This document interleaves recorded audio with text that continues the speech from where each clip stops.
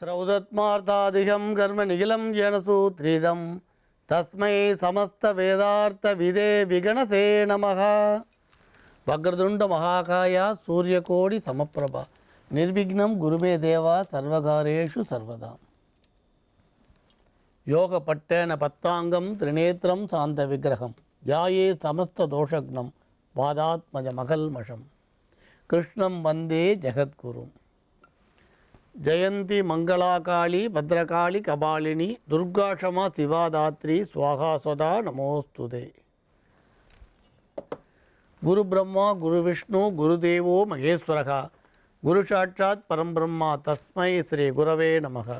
அஸ்மத் குருபியோ நமக விகணச மகா குரவே நமக. அனுமன் சுவாமிகள் ஆசிகளுடன் மங்களகரமான துர்மிகி வருடம் தை மாதம் 9ஆம் தேதி 22/1/2017 ஞாயிற்றுக்கிழமையான இன்று பல நல்ல தெய்வீக ஆன்மீக விஷயங்களை பேசலாம். விரதங்கள், பூஜைகள், பண்டிகை, இப்படி எவ்வளோ நம்ம வருஷம் முழுக்க பார்க்குறோம். இந்த ஏகாதசி விரதம், பிரதோஷ விரதம் இதெல்லாம் பார்த்திங்கன்னா ரொம்ப சிரேஷ்டமானதாக சொல்லப்பட்டிருக்கு. உங்களுக்கு இந்த பிரதோஷம் பிறந்த கதை எல்லாருக்கும் தெரியும். மாத பிரதோஷம், நித்திய பிரதோஷம், இப்படி நிறைய சொல்லுவா. வருஷம் வரக்கூடிய பிரதோஷம்னு.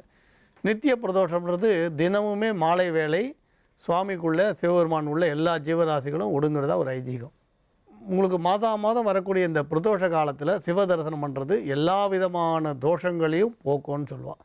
பித்தளை, செப்பு இதெல்லாம் ஏன் கருக்கிறது? அதில் இருக்கக்கூடிய தோஷம். தங்கத்தில் தோஷம் கிடையாது, அதனால் தங்கம் கருக்கிறது இல்லை. மனுஷ பிறவிலையும் எவ்வளோ தோஷங்களோடு நம்ம பிறக்கிறோம். மகான்களோ சித்த புருஷர்களோ தங்கம் மாதிரி, அவளுக்கு எந்த தோஷங்களும் கிடையாது.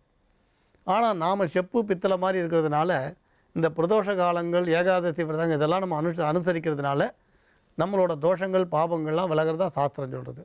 எப்போ நமக்கு கர்மா வளர்ந்துட்டே வருதோ அப்போ தான் பிரச்சனைகளும் வரும். கடன் பிரச்சனை, குடுக்கல் வாங்கல், சண்டை சச்சரவு, கோர்ட்டு வழக்கு பிரச்சனை, மன வருத்தங்கள், அதே மாதிரி பார்த்திங்கன்னா பித்ரு தோஷங்கள்னு சொல்லுவாள். அதெல்லாம் ஏதோ பூர்வ ஜென்ம கர்மாக்களால் வருது. இதெல்லாம் நிவர்த்தி ஆகிறதுக்கு பிரதோஷ வழிபாடை சிறப்பாக சொல்லுவாள். பிரதோஷ காலத்தில் சுவாமியை பூஜிக்கிறது ஒரு உயர்ந்த பலனை கொடுக்கும், எல்லா தோஷத்தையும் போக்கும்னு சொல்லுவாள். சிவாலயங்களில் நடக்கக்கூடிய பிரதோஷங்கள் பெரும்பாலும் பார்த்துருப்பீங்க.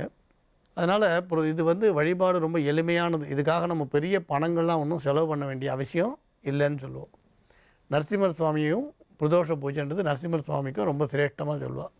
இப்போ பார்த்திங்கன்னா அந்த பிரகலாதனோட சரித்திரம் பார்த்திங்கனாலும் இவர் இரண்யாட்சரன் வாங்கின பழங்களும் இரண்ய கசிபு வாங்கின வரங்களும் மகாவிஷ்ணு அருளால் அதெல்லாம் முறியடித்து ராட்சசர்களை அழித்து தேவர்களுக்கு சுகத்தை கொடுத்தார். சிவபெருமானம் பார்த்தா நாம் அமிர்தம், தேவர்களும் உங்களுக்கு தேவாதி தேவர்களும் எல்லா ஜீவராசிகளும் சுகத்தை அடையணும்னு சொல்லி அந்த ஆலகால விஷத்தை உட்கொண்டு பிரதோஷத்தில் எல்லாரையும் ரட்சித்தார். அந்த ஆலகாலம்ன்ற விஷம் உலகம் முழுக்க வந்திருந்தால் சகல ஜீவராசிகளும் அழிஞ்சு போயிருக்கும். அதை அழியாமல் காப்பாற்றின அந்த பெருமை சுவாமிக்கு உண்டு. இந்த பிரதோஷத்தை பற்றி மேலும் பல சிறப்புகள் சொல்கிறான். ஸ்ரௌதத்மார்த்தாதிகம் கர்ம நிகிலம் ஏன சூத்ரிதம் தஸ்மை சமஸ்த வேதார்த்த விதே விகணசே நமக. வக்ரதுண்ட மகாகாயா சூரியகோடி சமப்பிரபா நிர்விக்னம் குருமே தேவா சர்வகாரேஷு சர்வதா.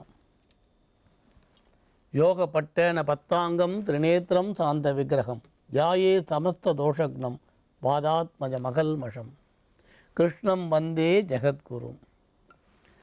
ஜெயந்தி மங்களாகாளி பத்ரகாளி கபாலினி துர்காஷமா சிவாதாத்ரி ஸ்வாகாஸ்வதா நமோஸ்துதே.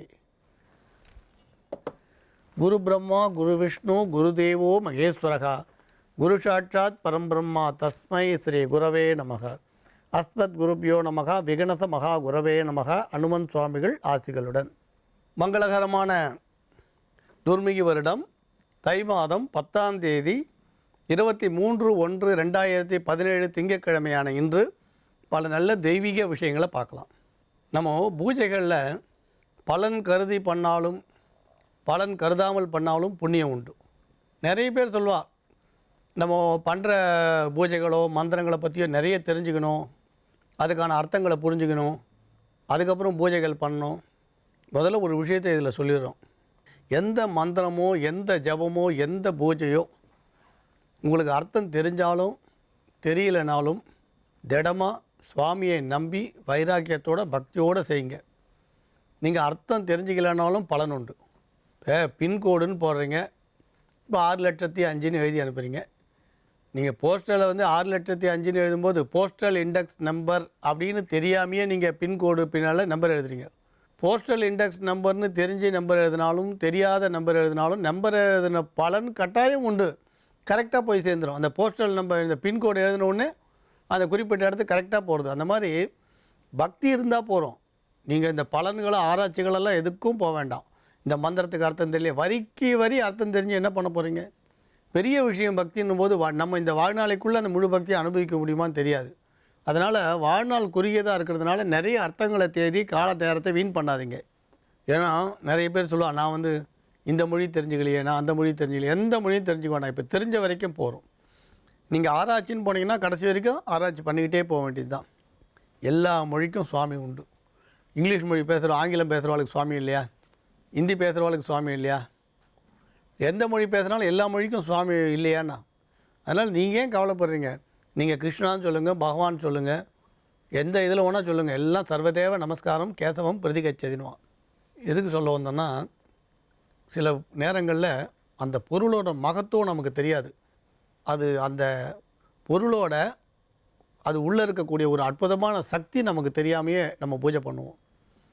அந்த மாதிரி ஒரு பொருளை பற்றி பேசணுன்னா சாலக்கிராமத்தை பற்றி பேசலாம். ஆனால் எல்லாரும் இந்த சாலக்கிராமம்னா அதை வச்சுக்கூடாதுன்னு ஒரு பயம். கட்டாயம் சாலக்கிராமம் வச்சுக்கோங்க, நாராயண மந்திரத்தை சொல்லுங்கள், ஒரு கெடுதலும் வராது. சாலக்கிராமம் உடனே வந்து சாலக்கிராமம்னா எனக்கு இப்படி தான் ஒன்று அப்படி தான் ஒன்று, எல்லா முகூர்த்தங்களும் விசேஷம்தான். இது வந்து நாரசிம்மமா, வாமனமா, இரண்ய கர்ப்பமா, சீதாராமனா அப்படின்னு ஆராய்ச்சியெல்லாம் பண்ணாமல் என்ன சாலக்கிராமம் கிடைக்கிறதோ அதை வச்சு பூஜை பண்ணுங்கன்னு சொல்லுவோம்.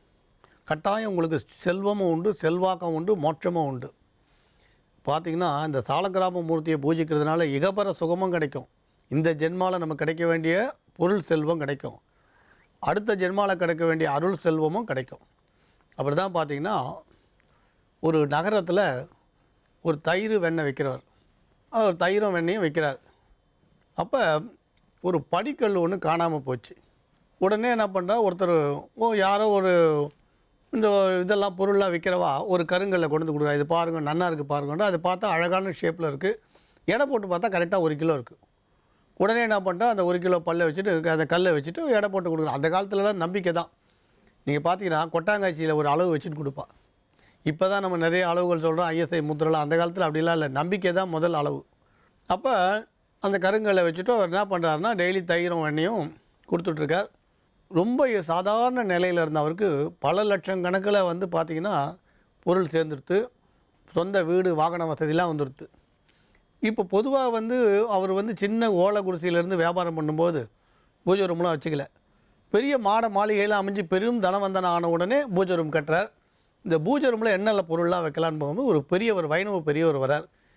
அவர் இந்த இடத்துல இந்த சுவாமியை அந்த இடத்துல வைன்னு சொல்லிட்டு அந்த கடைக்கு வரார். கடையில் பார்த்தா அந்த கருங்கல்ல பார்த்துட்டு ஆச்சரியப்படுறார். இந்த இது வந்து சாலக்கிராமம் கருங்கல் கிடையாது, இது ஒரு அற்புதமான மூர்த்தம். இது உங்களுக்கு எப்படி கிடச்சிது? மச்சாவதாரம் இது உங்களுக்கு எப்படி கிடச்சிதுன்னு கேட்குறார். அப்போ தான் யாரோ ஒருத்தர் கொடுத்தாருன்னு சொல்கிறார். அப்புறம் தான் பெரியவர் சொல்கிறார், அடப்பாவே உனக்கு வந்து அற்புதமான பொருள் கிடச்சிருக்கு. இந்த கல்லை வச்சுட்டு நீ தயிர் பாத்திரத்தை திறக்கும்பொழுது நைவேத்தியம் பண்ண புண்ணியம் உனக்கு கிடச்சிருக்கு. அந்த சாலக்கிராம மூர்த்தியை வச்சுட்டு டெய்லி அவர் என்ன பண்ணுறாரு, விற்கிறதுக்கு தயிரை திறக்கிறார். தயிர் பாத்திரம் அந்த டப்பாவில் போட்டு வரலையே அந்த தயிரை வந்து திறக்கிறார். அது நைவேத்தியம் பண்ண புண்ணியம் கிடச்சிடுத்து, அதனால் உனக்கு எவ்வளோ செல்வம் வந்ததுன்னு சொல்லலாம்.